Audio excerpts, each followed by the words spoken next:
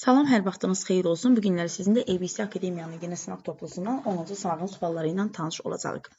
Demək, baxaq ilk sualdan nöqtələrin yerinə uyğun gələn cavabları müvafiq olaraq yazın.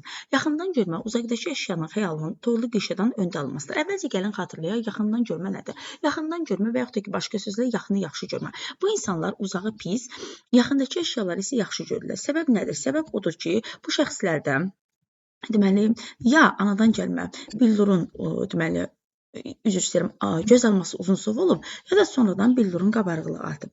Məsələn, tutaq ki, billuru bir qədər belə uzunsov şəkildə, daha doğrusu göz almasını bir qədər uzunsov şəkildə çəksək, uzaqda olan hər hansı bir əşyadır, tutalım bir gül olsun bu.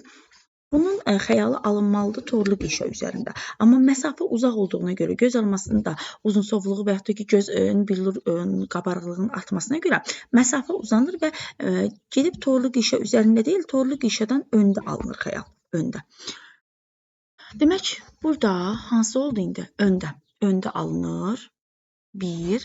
Sonra nə dedik? Səbəbi göz almasının anadan gəlmə uzunsov olmasıdır. 3. Və yaxud da ki, sonradan billurun qabarıqlığının artmasıdır. Artması 5. 1, 3, 5 və bu da A bəndində verilmişdir. Baxaq indi. Baxaq ikinci sualdan. Hansı xəstəlik zamanı qaz halında olan qıcıqların qəbul edilməsi pozulur? Qaz halında olan qıcıqlar, yəni burada iyili molekullar nəzərdə tutulur və bu molekulların da, yəni bunların yaratdığı qıcıqlar da bizim burnumuzda olan reseptorlar tərəfindən qəbul edilir. Demək, baxaq xəstəliklərə. Otoskleroz xəstəliyi var. Otoskleroz xəstəliyi qulaqla bağlı olan xəstəlikdir. Otoskleroz xəstəliyində üzəngi sümüyünün kirəzləşməsi deməli səbəbindən baş verir. Bu uyğun deyil. Sistit sidik hissəsinin iltihabıdır. Pielonefrit bu böyrəklərin iltihabıdır. Anosmiya və rinit qaldı. Burada anosmiya ümumiyyətlə ebilmə qabiliyyətinin tamamilə itməsidir. Anosmiya özü müxtəlif səbəblərdən yarana bilər. Rinit ola bilər səbəbləri, zökəm ola bilər, sinir sisteminin hər hansı bir problemi ola bilər. Ona görə burada əslində iki cavabın ikisi də uyğun gəlir. Yəni mənim fikrim belədir, amma anosmiya birbaşa cavabdır. Ona görə D bəndini götürəcəyik. Mərkəzi sinir sistemindən çıxan sinirlərin cəmi N olarsa, onurğa beynindən çıxan sinirlərin cəmini hansı ifadə ilə göstərmək olar? Baxaq. Deməli, mərkəzi sinir sistemindən çıxan sinirlər 31 cüt deməli onurğa beynindən çıxır və 12 cüt də baş beynindən çıxır. Bunların cəmi N-ə bərabərdir. Və bizə deyil ki, onurğa beynindən çıxan sinirlərin cəmini tapın. Onurğa beynindən çıxan sinirlərin cəmini tapmaq üçün N-dən 12 cüdür və başqa üstülə 24-ü çıxırıq. N-dən 24-ü çıxırıq və tapırıq yerdə qalan sinirlər onurğa beynindən çıxan sinirlərdir. Bu da E bəndində verilmişdir. Yəni, demək, üstə cavab E bəndi olacaq. Baxaq 4-cü suala. Çarpaz tozlanma zamanı əmələ gələn toxumun üşüyüm hüceyrələrinin nüvəsində 16 xromosom vardır. Çarpaz tozlanmadır. Deməli, ata və ana bitkinin xromosom yığımlarının sayı fərqli ola bilər. Üşüyüm hüceyrələrinin nüvəsində 16 xromosom var. Üşüyüm bir atadan, bir də anadan gələn hüceyrənin birləşməsinə yaranır. Ata bitkinin xromosom yığımını bilmirəm, M-lə işarə edirəm, haploid xromosom yığımını. Ananın da yenə də haploid xromosom yığımını işarə edim bir N-lə.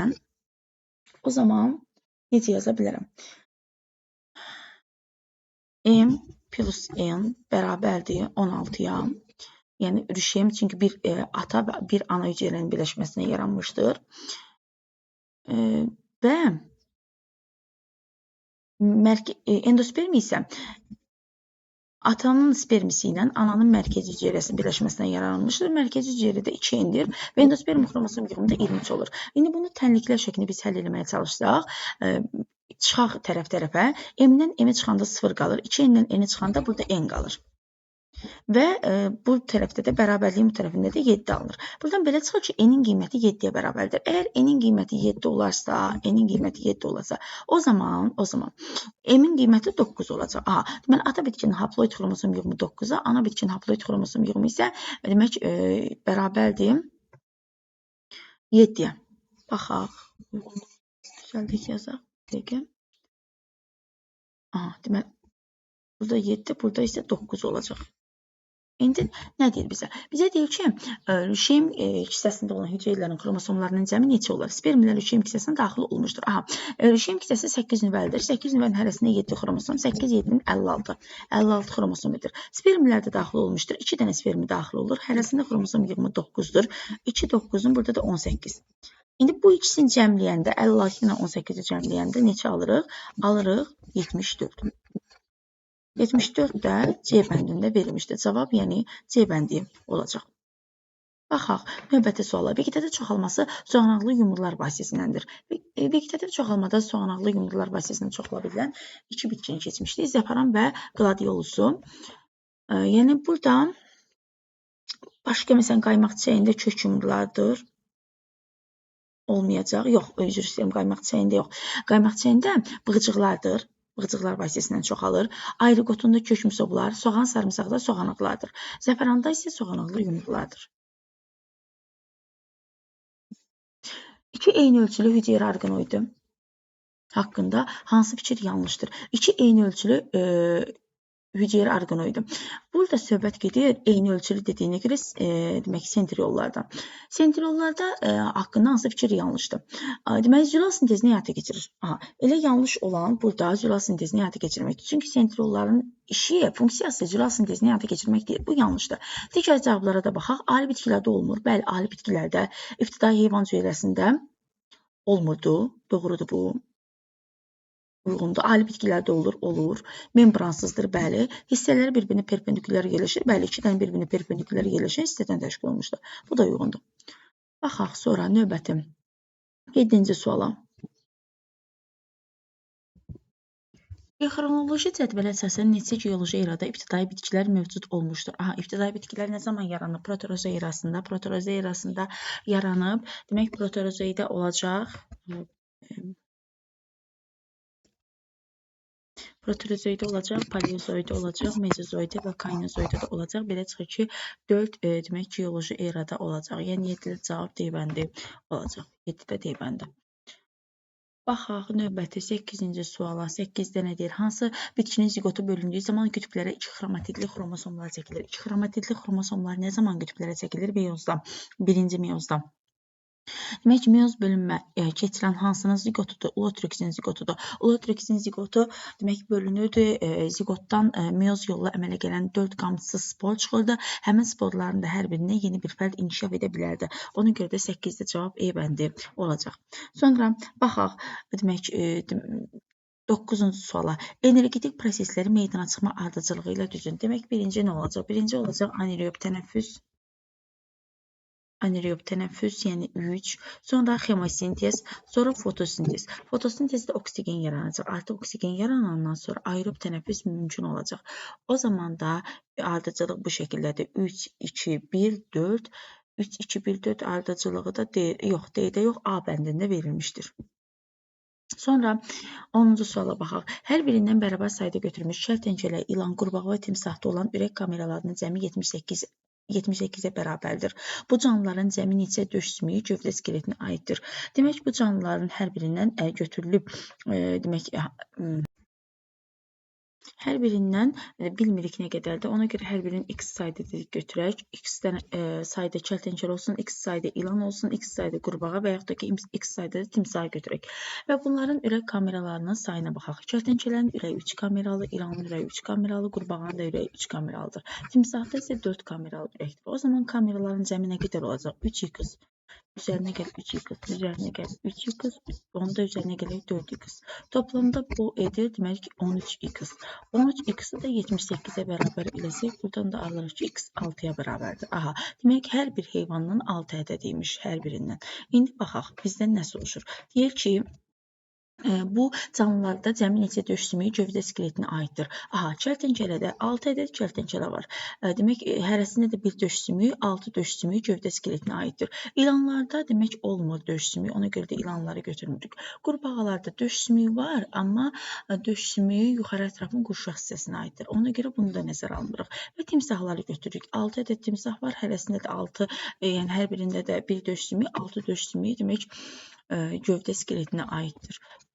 Demək, bu da 12 eləyir. 12 də E bəndində verilmişdir. Bu da E bəndi yaxşı düşməyib şəkildə, amma E bəndində verilmişdir. Sonra insanın limfası. İnsanın limfası demək, hansı funksiyaları, daha doğrusu nələrə malikdir, onu soruşur bizdən. Eritrositlərə malikdir, xeyr. Hemoqlobinə malikdir, xeyr. Leykositlərə malikdir, bəli. Qırmızı rəngdə olur, xeyr. Yəni, eritrosit hemoqlobinə malik deyil və qırmızı rəngdə də olmur. İfrazat məhsullarını daşıyır, bəli. demək, toxumalarda yaranan o parçalanma məhsullarının bir qismi və həmçinin də hüceyrələrin o lazımsız artıq o necə deyim, köhnəlmiş bir orqanoidləri, vaxtı keçmiş o hüceyri hissələrinin demək çıxarılması, daha doğrusu demək orqanizmdən çıxarılması işində deməli limfanın da özü rolu vardır. Belə ki, həmin maddələrin içərisində həmçinin zərərli maddələr də ola bilər ki, həmin zərərli maddələr gəlib limfa düyünlərindən keçərkən limfa düyünlərində onların demək təmizlənməsi həyata keçirilir. Ona görə demək bu da uyğun cavabdır. 3-cü və 5-ci uyğun oldu, digərləri uyğun olmadı. Ona görə də 11-də cavab elə A bəndi olacaq. Baxaq 13-cü sualdan. Noxud, darı və qarğıdalı toxumlar düzələrkən bərabər miqdarda su udmuşdur. Toxumların düzəlməsinə cəmi 120 qram su sərf olunmuşdur. Aha, demək bərabər miqdarda hər birinə sərf olunsa 3 dənə bitkidir. 120-ni 3 yerə bölək. Hərəsinə 40 qram su düşür. Hər birinə 40 qram su lazım olmuşdur. Deyir ki, darı toxumlarının quyu kütlələrinin cəmi nə qədər olmuşdur? Aha, darıya da 40 qram lazım olur və bilirik ki, darı toxumlar düzələrkən öz kütləsinin 4/1 qədər su sərf edir. Əgər bu 4/1 40 qramdırsa, bəs kütlə özü nə qədərdir? Kütlə özü də, demək buradan tapırıq ki, quru kütlə 160 qram imiş. Həmin bu 160 qram toxumların kütləsi. İndi bizdən soruşsa ki, düzələndən sonraki kütləsi, o zaman 160 qram quru toxumların kütləsini 40 qramda sərf olan suyu götürəcəkdik və deyəcəkdik ki, düzələndən sonra 160 üzərinə gəl 40, yəni 200 qram kütləyə malik olub toxumlar. Amma indi düzəlməmiş soruşur, elə sadəcə 160 qramı götürəcəyik. Aramorfozlar nəticəsində hansı sistematik kateqoriya yaranır? Baxaq, aramorfozlar nəticəsində biz bilirik ki, böyük sistematik kateqoriyalar yaranır. Demək, hansı kateqoriyalar yarana bilər burada? Tip, şöbə və sinif. Yəni, 1-i, 3-ü və 4-ü götürəcək. 1, 3, 4-də bu da B bəndində verilmişdir. Yəni 13-də cavab B bəndi olacaq. Keçək 14-cü suala. Hansı bitkilər meyvəyanlığı toxum düzəldiyi zaman açılır? Meyvəyanlığı toxum düzəldiyi zaman açılan bitkilər, demək bunlar fındıq meyvələrdə idi, toxumcu meyvələrdə idi, dən meyvələrdə idi. İndi baxaq görək burada hansı cavablar uyğundur. Demək, noxud meyvəyanlığı ilə toxum yetişəndə açılır bunlarda. Yəni öz toxumlarını yaymaq üçün uyğun deyil o. Həmçinin burada mərci də paxla meyvəli bitkidir. Bu da deməli öz toxumlarını yaymaq üçün demək meyvəyanlığı toxum yetişəndə açılır. Sonra deməli meyvəyanlığı toxum düzələn zaman açılır. Burada indi demək kətan üzüm var, çıxırıq bunları da. Sonra xaş qutucuq meyvəlidir. Bu da həmçinin yəni gavalı həmçinin bunlar, yəni uyğun cavablar deyil. Baxaq B cavabına. B-də nədir? Darıdır. Darı dən meyvəli bitkidir. Toxum düzələn zaman açılır. Fındıq meyvə, daha doğrusu fındıq meyvədir. O da toxum düzələn zaman açılır. Ərikdə isə meyvəyanlığının daxili divarı olan çəyirdək, yəni toxum düzələrkən çəyirdək aralanır və onun içərisində düzəlti inkişaf edib çıxır. Ona görə burada cavab elə B bəndi olacaq. Baxaq 15-ci suala. Cədvələ əsasən x plus y-in cəmini tapın. Deyir ki, meyozun birinci bölünməsindən sonra əmələ gələn hüceyrələrdə xromosom sayı. Meyozun birinci bölünməsində əmələ gələn hüceyrələr N xromosom yığımlı olur. Orada 2 xromatidli xromosomlar olur. Demək, bu xromosom sayıdır, bu xromatid sayıdır, bu da DNT miqdarıdır. Aha, yəni burada N-in qiyməti 19-a bərabərdir. İndi baxaq. Meyozun ikinci bölünməsindən sonra əmələ gələn hüceyrələrdə xromatid sayı necə olur? Meyozun ikinci bölünməsində xromosom və xromatid sayı bir-birinə bərabərdir olur. Çünki bir xromatidli xromosomlar qütblərə çəkilmiş olur. N-in qiyməti 19 olduğuna görə elə xromatid sayı da 19 olacaq, DNT sayı da 19-a bərabər olacaq. Burada o zaman Y-i də biz 19 olduğunu tapdıq. Yazaq bunu. Sonra İndi baxaq, x görək nədir? Bölünmədən bilavasitə əvvəl hüceyrədə olan xromatid sayı. Bölünmədən bilavasitə əvvəl hüceyrələrdə demək 2 xromatidli xromosomlar olur. 2N, 4S və 4D şəklində onu yaza bilərik. Bölünmədən bilavasitə əvvəl hüceyrədə xromatid sayı 4S-dir. 4S-də, yəni S-in qiyməti biz bayaq 19 tapdıq. 4-ü vurarıq 19-a, bu da edir 76. İndi buradan belə çıxır ki, x-in də qiyməti o zaman 76-dır. İndi ikisinin cəmin deyir bizə. İkisini cəmləməliyik. Burada ikisinin cəmi soruşur. 76-nın üzərinə 19 gələndə buradan demək 95 alırıq. Yəni ikisinin cəmi 95 olacaq. Bu da verilmişdir bizə A bəndində. 15-də cavab A bəndi olacaq. 16-ya baxaq. Yaşıl quş mamrının sporofiti bilavasitə nədən əmələ gəlir? Yaşıl quş mamrının sporofiti nədir? Qutucuq olan hissədir. Qutucuq bilavasitə nədən əmələ gəlir? Qutucuq bilavasitə ziqotdan əmələ gəlir. Ziqotdan demək ayağıcıq və ayağıcığın üzərində də qutucuq inkişaf etmiş olur. Belə, 16-da cavab, yəni A bəndi oldu. İndi baxaq 17-ci suala. 17-ci sualda deyir ki, cədvələ əsasən x plus y ifadəsinin maksimum qiymətini hesablayın. X plus y ifadəsinin maksimum qiyməti necə olacaq? Çayxana balığının onurğasının fəqərlərin sayı 38-42 ola bilir. 38-42. Göl qurbağasının onurğasında olan fəqərlərin sayı, deməli boyunda bir fəqərə var, gövdədə 7 fəqərə var, umada bir fəqərə var. Quyruq fəqərələri isə bitişib quyruq sümüyə əmələ gətirib, yəni onu da nəzərə almırıq. Demək, burada oldu 9 fəqərə. Y-in qiyməti demək 9-a bərabər oldu və maksimum olması üçün cəmində mən burada x-in də qiymətini maksimum götürməliyəm, 42 götürməliyəm. 42 üzərində o zaman 9 gələndə biz alırıq 51. Yəni cavab ikisinin cəmi 51 olacaq. Bu da 17-də B bəndində verilmişdir. Sonra baxaq 18-ci sualda görək nə deyir? İnsanın inkişafı zamanı rüşeyin vərəqlərinin formalaşması başlayır. Rüşeyin vərəqlərinin formalaşması harada başlayır? Uşaqlıqda başlayır. Uşaqlıq borusunda xeyir, cift əmələ gələndən sonra xeyir artıq o dövrə qədər çoxdan formalaşmış olur. Ciftin əmələ gəlməsilə doğum arasında xeyir, göbək ciyəsi əmələ gəldikdən sonra xeyir. İmplantasiyadan dərhal sonra bəli, D cavabı burada uyğun cavab olacaq. Siyahıda verilənlərin neçəsinin tənəffüs hərəkətlərinə qabırğaarası əzələlər iştirak edir. Demək, qabırğası yaxşı inkişaf etməlidir. Bunun qabırğaarası əzələləri yaxşı inkişaf etməlidir ki, tənəffüsdə iştirak etsin. Burada timsahı götürəcəyik, göyərçini götürəcəyik, balığı nəzərə almırıq. Qabırğaarası əzələləri, yəni iştirakı bunlarda baş vermir. Qəsəmə ilə tənəffüs edirlər. Qurbağalarda qabırğalar və qabırğaarası əzələlər inkişaf etməyib. Onlarda çənaltı dəri dartılaraq tənəffüslər olunurdu. Bu da çıxdı. Kərtənkələdə, bəli, kərtənkələni də götürəcəyik. O zaman cavab olacaq 3. 19-da da C bəndində 3 cavabı verilmişdir. Sonra keçək 20-ci sualda görək nə deyil. Tip zəlisi, kalmar, öküz solteri və qaraciğər sorucusu. Verilən canlıların sormazları arasında münasibət hansı bənddə doğru göstərilmişdir? Tip zəlisində deməli 2 sormaz var. Z-də 2 cavabı yazırıq. Kalmarda çoxlu saydadır sormazlar. Yəni konkret sayı göstərilmir orada. Sonra öküz solterində 4 sormaz var başda.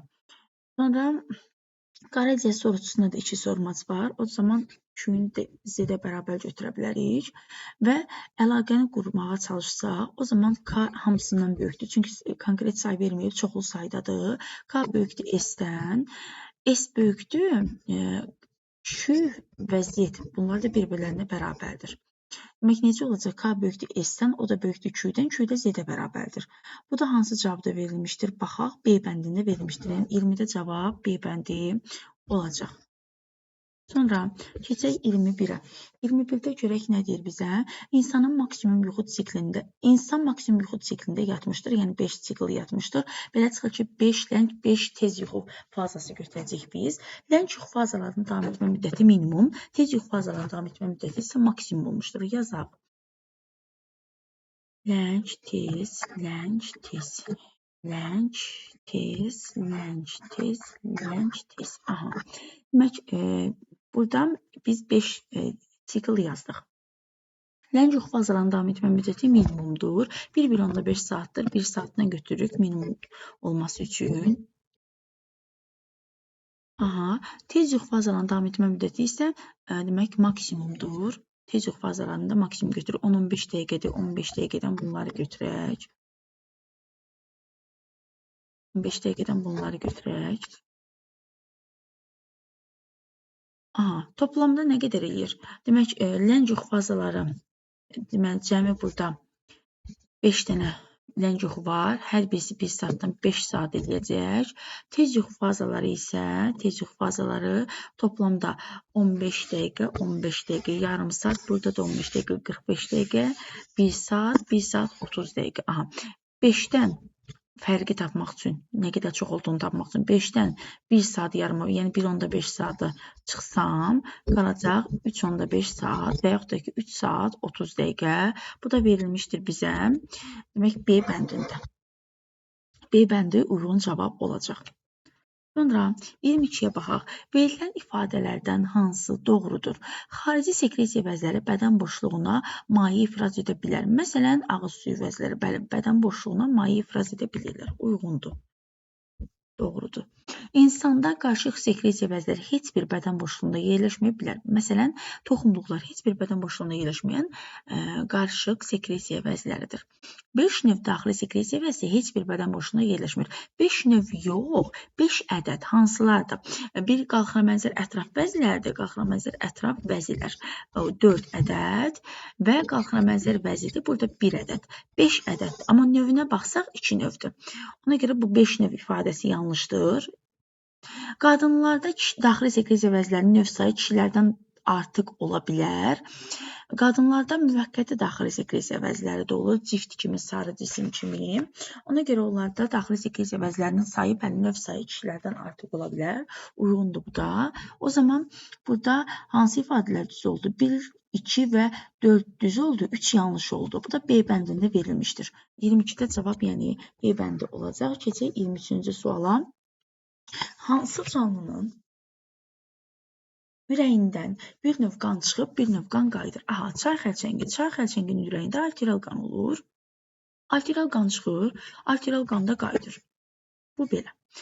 2-yə baxaq. 2-də nədir? Göl ilbizidir, göl ilbizi. Göl ilbizinin ürəyində yenə arterial qan olur, arterial qan çıxır, arterial qan da qayıdır. Sonra 3-ə baxaq. Göl qurbağası. Göl qurbağasının ürəyində qan qarışır. Onların ürəyində demək 3 növ qan olur. 3 növ qan çıxır ürəkdən. Amma qayıdarkən 2 növ qan qayıdır. Arterial və venoz qan şəklində. Çıxanda isə arterial, venoz və qarışıq qan çıxmışdı. 4-də nə deyir? Xanı balığı. Xanı balığında ürəyində venoz qan olur. Bir növ qan çıxır, venoz qan və bir növ də qan qayıdır. Demək, burada hansı fərqli oldu? 3 fərqli oldu, qalanları isə uyğun oldu. Yəni 1, 2 və 4 cavabları uyğun olacaq. Bu da B bəndində verilmişdir.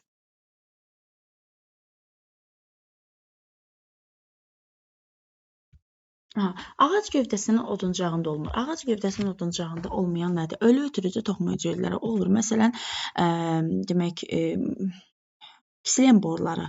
Oradakı hüceyrələr ölüdür. Mexaniki toxuma hüceyrələr olur. Məsələn, oduncaq lifinin hüceyrələri, bunlar mexaniki toxuma hüceyrələrdir. İllik halqalar olur. Əsas toxuma hüceyrələri olur. Oduncaq parenximası misal deyə bilərik buna. Ələbənzər borular isə ola bilməz. Sonra keçək 25-ci suala. Badımcan bitkisinin bir çiçəyində olan bitki kləcəklərin sayı. Əvvəlcə badımcan bitkisinin çiçək düsturunu yazaq. K5, L5 badımcan çiçəklər fəsləsinə aiddir. Y5 və D1-dir. Burada bitki kləcəklərdir. Bütün ləçəklər bitkilikdir və bitki kləcəklərin sayı n-ə bərabərdirsə, o zaman elçəkçiklərin sayını soruşur. O zaman elçəkçiklərin də sayı n-ə bərabər olacaq. Çünki hər ikisi 5-dir. Cavab 25-də E bəndi verilmişdir. Nöqtələrin yerinə uyğun gələn sözləri seçin. Qırmızı və qonur yoxsulların tablomları. Qırmızı və qonur yoxsulların tablomları kürə şəkilli, sap şəkilli və lövhə şəkilli. Yəni hər üç formada ola bilərlər. Ona görə A bəndi uyğun cavabdır. 27-yə baxaq. Sancaq şəkilli Plaunun kometinin müəyyən əlamətlərə görə genotipi ABC olmuşdur. Aha, bir dənə xatırlayaq ki, Plaunlarda sporlar, demək, meyoz yolla əmələ gəlirdi. Onların xromosom yığımı haploid idi. Haploid xromosom yığımında biz bilirik ki, allel genlərdən ancaq biri düşə bilərdi.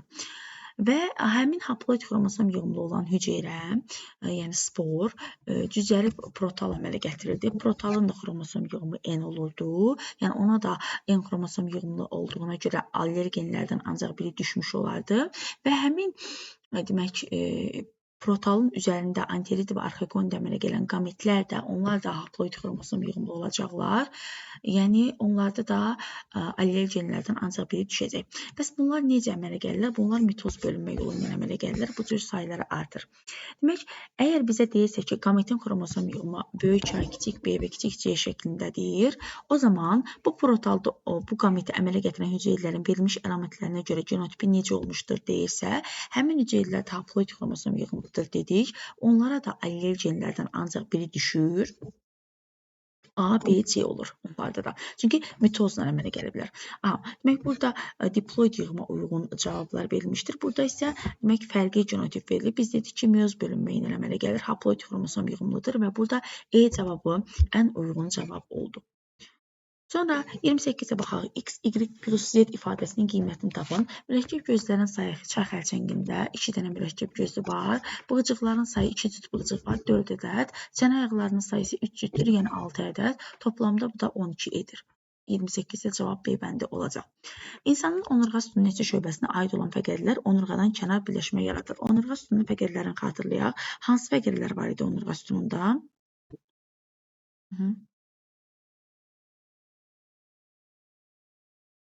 Onurğa sütununda olan fəqərləri yazsaq bura. Birinci boyundur. Boyun onurğa sütunundan kənar birləşmə əmələ gətirir. Belə ki, ənsi ilə birləşir, götürürük. 2-də döşdür. Döş onurğa sütunundan kənar olan birləşmə əmələ gətirir. Məsəl üçün, döş fəqərlərinin qabırğalar arasında sümük birləşməsi olur. 3-də nədir? 3, məsələn, döşdən aşağı beli götürməyəcək. Çünki bel onurğa sütunundan kənar heç bir birləşmə əmələ gətirmir. Və omaya baxaq. Oma, bəli, çanaq sümüyü ilə birləşir. Ona görə götürürük. Büzdümü də götürmürük. Demək, neçə şöbəni götürdük? 3 şöbəni. 3 də C cavabında verilmişdir. Sonra 30-a baxaq. Erkək qıcı, adi şam və zəncirotlu bitkilərin hər birinin maylanmasında 20 erkək qamet iştirak etmişdir. Bu proseslər zamanı cəmi neçə toxum əmələ gəlmişdir? Baxaq. Demək, toxum deyil, erkək qıcı toxum əmələ gətirmir. Ona görə bunu bu başdan çıxırıq. Adi şama və zəncirotuna baxaq. Adi şam və zəncirotuna baxaq. Adi şam bitkisində bir toxumun əmələ gəlməsinə biz bilirik ki, maylanmada 1 sperm iştirak edir. Əgər 20 spermdirsə, demək 20 toxum əmələ gələcək. Amma zəncirotu örtül toxumuna şöbəsinə aiddir. Örtül toxumlarda 2 qat maylanma gedir. Yəni bir toxumun əmələ gəlməsinə 2 sperm iştirak edir. Əgər 20 sperm veribsə, o zaman 10 toxum əmələ gələcək. Və toplamda neçə toxum əmələ gələcək? Toplamda 30 toxum əmələ gəlmiş olacaq. Bu da D bəndində verilmişdir. Eyni yumurta əkizləri bilavasitə əmələ gəlir. Eyni yumurta əkizlərinin əmələ gəlməsini xatırlayaq. Demək ki, zigot əmələ gəlirdi yumurtalıq borsuna, sonra bölünməyə başlayırdı və bölünmə nəticəsində blastomedlər əmələ gəlirdi. Yaranan blastomedlər bir-birlərindən təsadüfən ayrı düşürdü və hər bir blastomeldən yeni bir yumurta əkizi yaranırdı. Yəni, bunlar olurdu eyni yumurta əkizləri. Ona görə bizə sual verilir ki, bilavasitə nədən əmələ gəlir? Biz götürəcəyik ki, bilavasitə blastomeldən əmələ gəlir. Çünki hər bir blastomeldən yeni bir əkiz yaranırdı. Sonra 32-ci suala baxaq. Şəkilə əsasən verilən fikirlərdən hansı doğrudur? Şəkilə əsasən verilən fikirlər. Baxaq.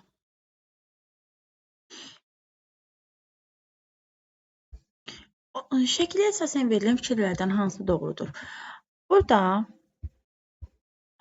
insanın həzm sistemi təsvir olunmuşdur. Deyir ki, birinci hissədə mühit qələbidir. Birinci hissədə ağızda mühit zəif qələbidir. Ona görə bu ifadə yanlışdır.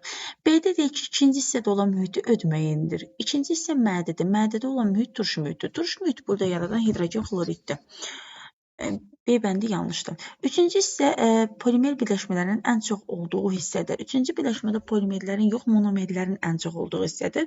Yəni, orada monomerlər yaranır, sonra onlar da qana və limfaya sorulurlar. Bu da yanlışdır. D-də deyir ki, ikinci hissədə karbohidratları parçalayan fermentlər əmələ gəlir. İkinci hissədə karbohidratlar ümumiyyətlə parçalanmır. İkinci hissə mədədir. Mədədə də süd zülalları və süd yağları parçalanırdı. Ona görə bu da yanlış ifadə olacaq. E'də də ki, ikinci hissədə yağ və zülalların parçalanması baş verir. Bəli, indi dedik ki, süd zülallarının və süd yağlarının parçalanması gedir. İkinci hissədə, yəni mədədə.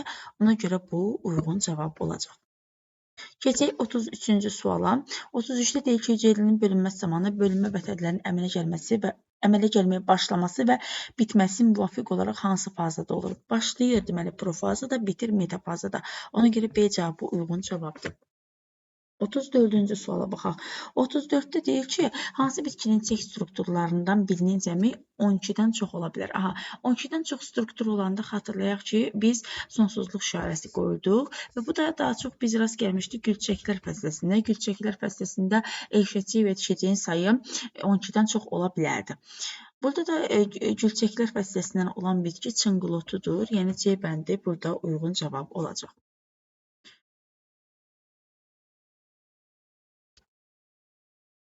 35-ci suala baxaq. Eyni növə aid fərdlər arasında müxtəlifliyin meydana çıxması asılıdır. DNT-dəki nükleotidlərin növündən. Xeyr, növündən yox, cəmi 4 növ nükleotid var. Bu bütün canlılarda belədir. Ona görə yəni bunun növünün aidiyyatı yoxdur.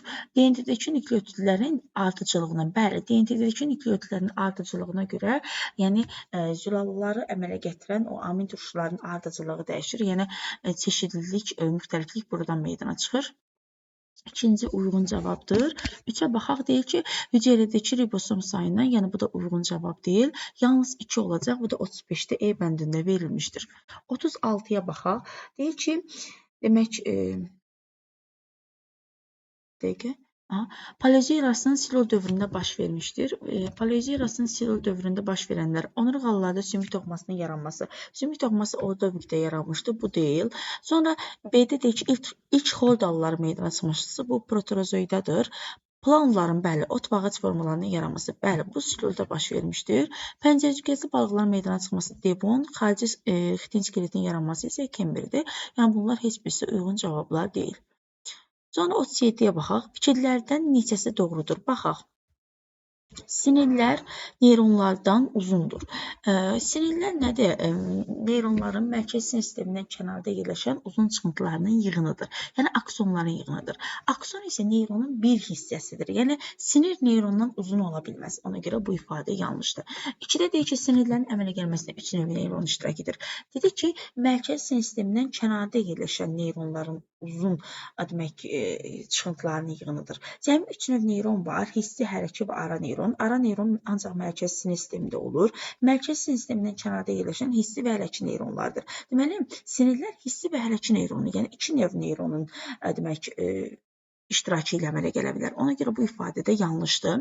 3-də deyir ki, neyronların növ sayı sinirlərin növ sayına bərabərdir. Bəli, 3 növ neyron var. Hissi, hərəki, ara. Sinirlər də 3 növdür. Hissi sinir, hərəki sinir və qarışıq sinir. Ona görə bu ifadə doğrudur.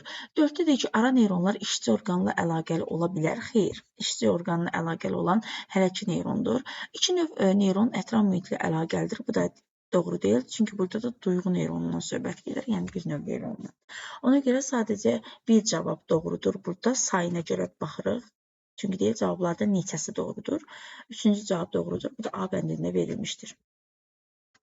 38-də bir insana sağ qolundakı vena damarına vurulan dərman ürəkdən hansı ardıcılıqla keçir? Sağ qolundakı vena damarından. Ümumiyyətlə, vena damarları ürəyə qayıdır hansı hissi ilə? Ürəyə qayıdır, deməli, qulaqcıq olan hissi ilə. Və əgər bu qoldan qayıdan qandırsa, demək çirkli qandır. Çirkli qanda sağ qulaqcığa gəlir. Sağ qulaqcıq da burada hansıdır? Sağ qulaqcıq burada 1-dir. 1-dir. Buradan qan keçəcək sağ mədəciyə, sağ mədəcikdən də çıxacaq ağciyər kötüyü ilə, yəni 3 ilə, 1, 3. Sonra gedəcək ağciyərdə təmizlənəndən sonra sağ və sol ağciyər venaları ilə gəlib töküləcək, demək ki, sol qulaqcığa, sol qulaqcıqdan sol mədəciyə keçəcək, yəni döldə keçəcək. Sol mədəcikdən də aorta ilə çıxacaq və xaric olacaq. Aorta da 2-dir. Onda ardıcılıq necə oldu? 1, 3, 4, 2, 1, 3, 4, 2. Bu da C bəndində verilmişdir. Sonra baxaq növbəti 39-cu suala. May böcəyinin qarıncığı 8 buğumdan ibarətdir. Bu böcəyin ətraflarının sayının nəfəsgahlarının sayına olan nisbəti neçə olur? 8 buğum var. Biz demişdik ki, birinci döş buğumundan və sonuncu qarıncıq buğumundan başqa bütün buğumlarda nəfəsgahlar var idi. Hər buğumda da 2 dənə nəfəsgah olurdu. Həşəratların döşündə 3 buğum var. Əgər biz bir buğumu çıxsaq, yerdə 2 buğum qalır ki, o nəfəsgaha malik olsun. Və qarıncıqda da 8 buğum var. Sonuncu buğumu çıxırıq, 7 buğum götürürük. Demək 9 buğumda nəfəsgah var. Hər buğumda da 2 nəfəsgah olduğuna görə o zaman nəfəsgahların sayı 18-ə bərabərdir. Və bu böcəyin ətraflarının sayını biz tapmalıyıq. Ətraflar deyərkən burada biz ayaqları nəzərdə tutacağıq. May böcəyinin 3 cüt ayağı var. Yəni başqa sözlə 6 ədəd ayağı var. Əgər 6 ədəd ayaq varsa, o zaman ayaqların sayının demək nəfəsgahların sayının ona nisbəti 6-nın 18-ə nisbətidir. Bu da elə başqa sözlə 1-in 3-ə nisbəti deməkdir. 1-in 3-ə nisbəti də B bəndində verilmişdir. 39-da cavab B bəndi olacaq. 40-a baxaq. Aha. Sxemə əsasən verilən fikirlərdən hansı yanlışdır? Baxaq, birdə nədir? Birinci bitki qutucuq meyvəli bitki ola bilər. Deməli, birinci bitkidə baxaq, erkəkciklərin sayı 5-dir. Məsələn, badımcan çəkilir fəslində 5 erkəkcik var. Onlarda bəli, meyvə tipi qutucuq meyvə və gilə meyvədir. Uyğundur bu. Yəni, yanlış deyil. Sonra baxaq B-yə. İkinci bitki 2 qat zənginliyinə malikdir. İkinci bitkidə erkəkciyin sayı 10 dənədir. Paxlalılar ola bilər. Paxlalılarda da bəli, erkəkcik sayı demək, daha doğrusu 2 qat zəngyanlığı olacaq. Doğrudur. Sonra üçüncüdə, daha doğrusu C-də, üçüncü bitki bilcinsli ola bilər. Üçüncü bitki bilcinsli ola bilər. Bəli, məsəl üçün, taxıllarda qarğıdalı bilcinsli çiçəklərə malikdir. Doğrudur. Çünki qarğıdalı da taxıllar fəsiləsindəndirsə, onun çiçəklərində 3 ədəd erkəkcik var. D-də deyir ki, 4-cü 2 illik bitki ola bilər. 6 ədəd erkəkciyi var. 6 ədəd erkəkciyi xat şəkillərdədir. Xat şəkillərdə məsələn, mədəni kələm, mədəni turp bunlar 2 illik bitkilərdir. Bu da olar, uyğundur. E-də deyir ki, 5-ci bitki sadə çəyanlığına malik ola bilər. 5-ci bitki deməli, sadə çəyanlığına malik xeyr olmayacaq. Çünki dedik ki, burada paxlalılar olarsa, paxlalılarda da çəyanlığı 2 qat çəyanlığıdır. Ona görə elə burada uyğun gəlməyən cavab E bəndidir. Burada indi demək 10-cu sual, 10-cu sınağın sualları daha doğrusu yekunlaşdı.